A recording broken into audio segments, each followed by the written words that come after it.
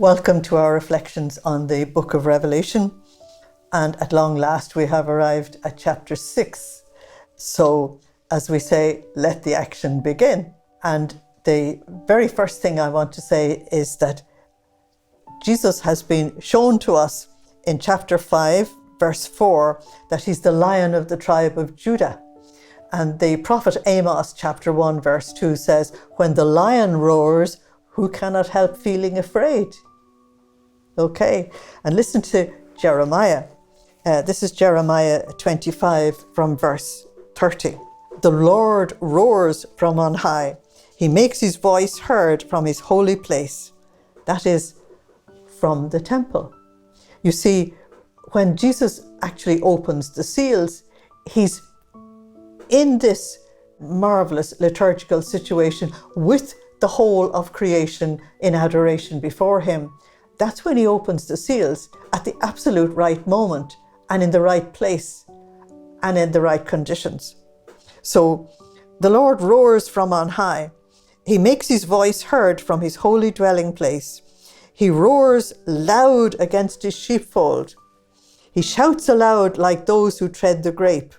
The sound reaches all the inhabitants of the earth to the far ends of the world. For the Lord is indicting the nations, arraigning all flesh for judgment. The wicked he abandons to the sword. It is the Lord who speaks. Yahweh Sabaoth says this, "See, the disaster spreads from nation to nation. A mighty tempest rises from the far ends of the earth." So the great storm begins in chapter 6. So I want to pick up in verse 34. "Howl, shepherds, shriek, roll on the ground, you lords of the flock." Now he's addressing the leaders of his own people. "For the days have arrived for your slaughter. Like the finest rams, you will fall. No refuge now for the shepherds, no escape for the lords of the flock. Listen, a shout from the shepherds, a howl from the lords of the flock. For the Lord has laid the pastures waste. Their quiet sheepfolds are in ruins. The lion has left his lair. Their land is a wasteland now, thanks to the destroying sword and the fierce anger of the Lord." Now that's a pretty good introduction to chapter 6. So, while everyone in chapter 5 is still in prostration before the Lord, the Lamb who has just received the scroll from the Father now decides this is the moment to begin breaking the seals.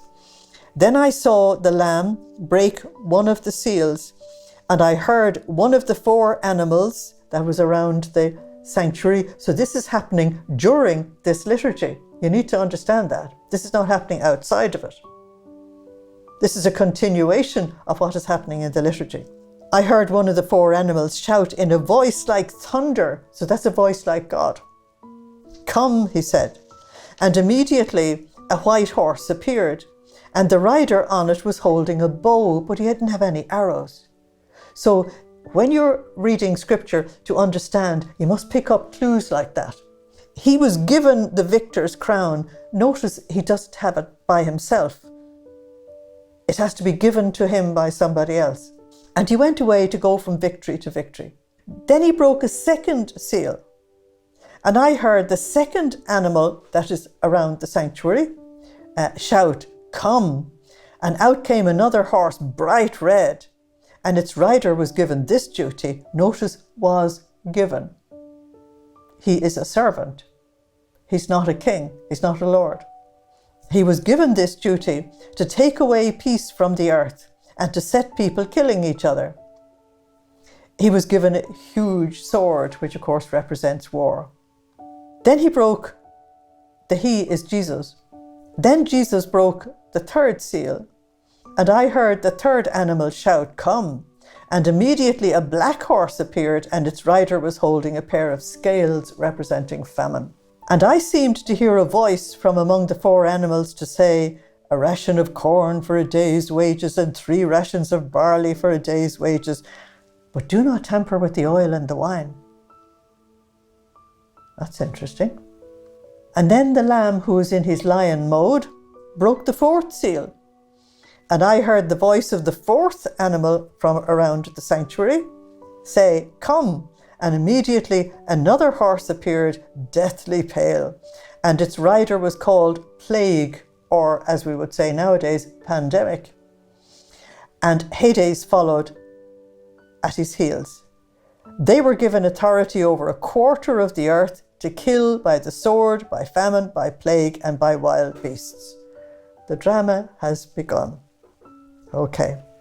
Where did John get the idea of 4 animals riding in all directions and different colours to carry out different tasks? Has he picked that out of his head? And of course, you know the answer is no.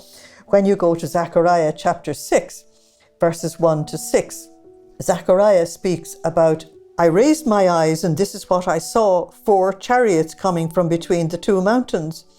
And the mountains were mountains of bronze. The first chariot had red horses, the second one had black horses, the third one had white horses, and the fourth one had vigorous piebald horses." And they went on to do the task that God had designed for them. So John is not using new imagery. We've said this from the beginning.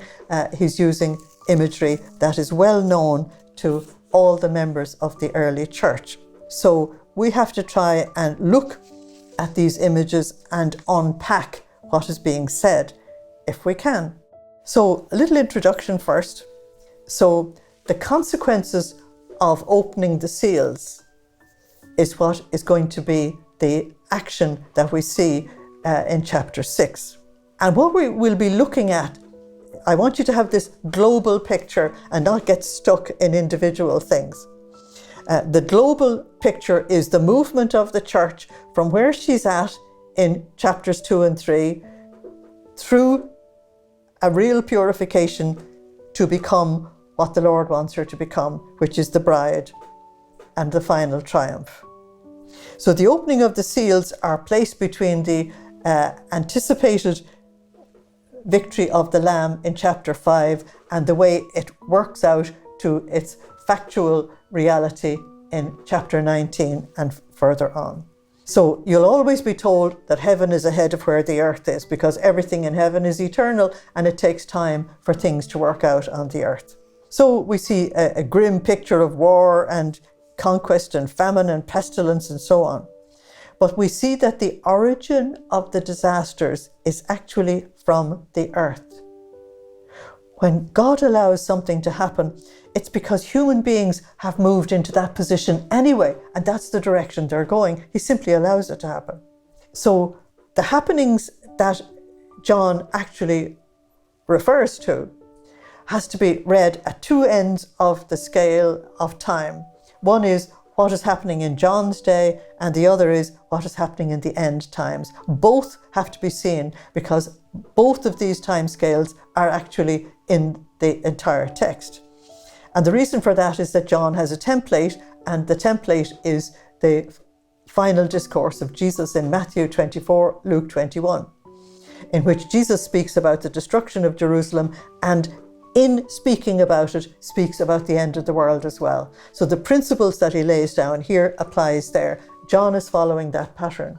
So we have to find out what is for the first century and what is for the end times.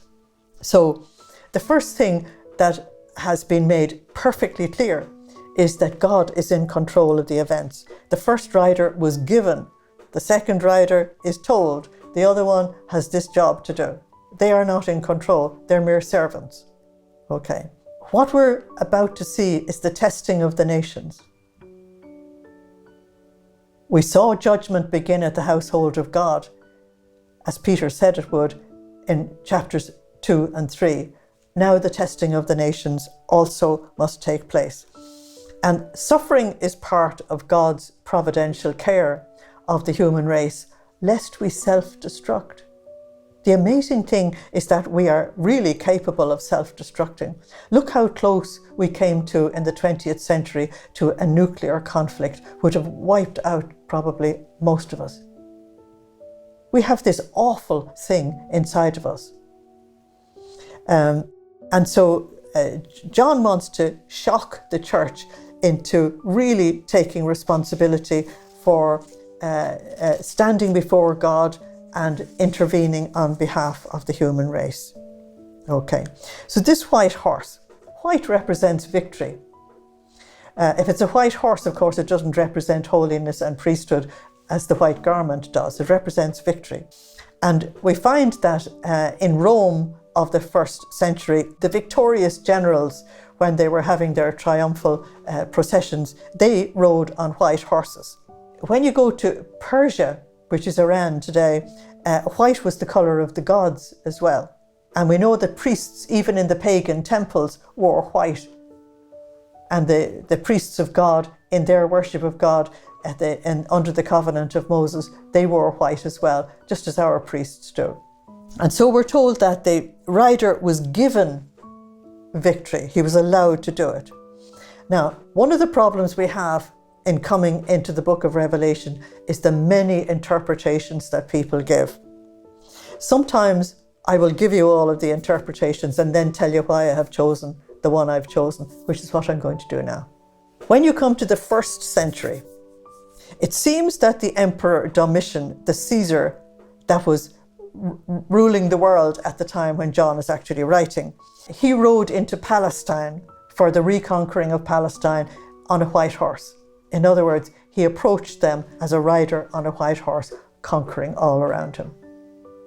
So in the 1st century, that makes sense. Now, some interpreters want to say that this rider is actually Christ himself. That's an impossible interpretation. And the reason why, for me, it's impossible is that we are in heaven. The Lamb is at the throne of God. He's holding the scroll in his hands. And when he opens the seals, something happens on the earth. So this rider can't be him. It sure looks like him. Because when he returns in Revelation chapter 19, he comes riding on a white horse. The white horse, of course, he doesn't physically come like that. It's only a symbol. But the white horse means that he's coming in victory and power and glory. Okay. So it's because of the similarity of this horse with that one that people make the mistake of thinking that it's the Christ. But all that follows the white horse, the red horse and the black horse and so on, and the pale horse, that doesn't make sense that they would follow the white one.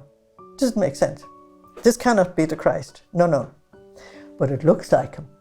And if it looks like him, you are getting an introduction to the Antichrist, the one who pretends to be the Christ. We'll deal with that more and more and more as we go along. Some interpreters even say that this white horse is the gospel and its victorious march through the countries and the centuries.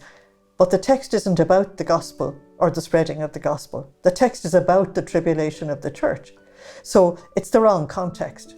It doesn't fit the text at all. So the final interpretation, the one that I accept, is that we are being introduced to the Antichrist. Notice I say introduced. The Antichrist will actually be shown to us in chapter 13. But there is something about this particular rider which I will tell you much more about later on, okay, when I go to do a summary of the whole thing for you. So once we get this rider sorted, then we understand that if the first one is some kind of an introduction to the Antichrist, then it makes sense that it's followed by war and famine and death and so on. In other words, disaster upon disaster upon disaster. Okay. Let's come to the second horse. And this is the red horse. And again, it's one of the four animals around the throne that's actually calling this red horse. In other words, there's a connection between the worship of the church and what is actually happening. Because as I said, if we pray that God's kingdom will come, well, God has to do something to actually bring it about. And so the red horse is the horse of war. It represents bloodshed and slaughter, both all over the Old Testament as well as here in the New Testament. So the function is to remove peace. It's not actually difficult. If you've got somebody who appears to be introducing the idea of the Antichrist to actually provoke war. No problem at all. We have people on the earth who actually, through the financial institutions, will actually pay the people on both sides of a conflict, and they will benefit from it financially. They will give this crowd weapons and that crowd weapons. They don't care that people are dying as a result, but they benefit from it. So the red horse of war represents not an individual, but represents this whole process of warring and its terrible examples. Now, if I give you a few examples of warring at the time of the early church, it'll give you an idea that the white horse of the conquering Roman Empire was all over what today we call Europe and the Middle East. And the red horse of war was all over the place as well. For example, there were revolts in Palestine between 67 and 37 BC, and some 100,000 people actually perished. There was a revolt in Britain, what we call Britain today, under Queen Boadicea in 61 AD, and we're told that 150,000 people died. That's in personal hand-to-hand combat. Actually, human beings physically killing each other. We're told that when Nero committed suicide, I'm only giving you a couple of examples, when Nero committed suicide in 68 AD, there was absolute chaos in Rome. And 3 emperors followed in quick succession, followed by civil wars that absolutely rocked the empire. So the Red Horseman was pretty active in John's day. I'll tell you about our day later. Now, the black horse of famine always follows the red horse of war. Always. Because if the nations are battling and killing each other, there is no time to actually grow food, and there's no possibility of bringing food from one place to another. And so this represents the weighing scales. And we're given an example of what happened during these warring periods in the Roman Empire as John is speaking. And so he tells us, for example, that a quart of wheat, the Jerusalem Bible calls it corn, was a soldier's ration for one day, a denarius. And 3 quarts of barley, not wheat, were a family's ration. Now, the barley was considered less important than the wheat. And so the soldier, because he had a big job to do for the nation, he was given the better food than the people. But you're told that the oil and the wine is untouched. And I noted that when I was actually reading it for you. Why would that be so? Well, there are several ways of looking at it. One is that the rich continue to party while the poor starve to death. That's happening in the world as we speak. Whole nations can be starving to death, and the few ultra-rich people can be living lifestyles of excessive wealth. But you also have something else, and that is that the Emperor Domitian forbade the planting of vineyards, imagine in Italy, in order to stimulate cereal crops because of the shortage of food. But there was such an outcry in Italy about it that he had to repeal the edict, which is really very interesting. So probably both things are true. So what you have here is the unleashing of all kinds of things, but they're all from human beings. They all stem from humanity. This isn't heaven sending a white horse. This isn't heaven sending a red horse. This isn't heaven sending the black horse. All of these are the results of the actions of human beings. And we're told that the result was that 25% of the earth was killed. The depopulation of the earth. Remember that when we come to the 20th century and the 21st century. The depopulation of the earth is what many people are actually working towards. Now, of course, if 1/4 of the earth dies, 75% or 3/4 will survive.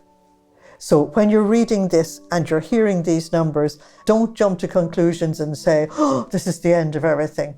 It's not. It's the beginning. And so I'll leave it there just for now. at the beginning, and we'll take this up in our next episode. Thank you for listening. Slán agus Banach Day live. Goodbye. God bless you.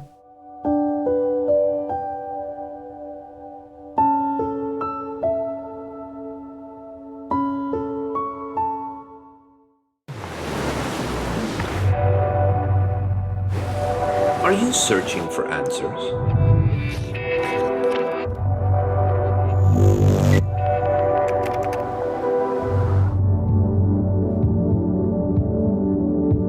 Discover your true identity.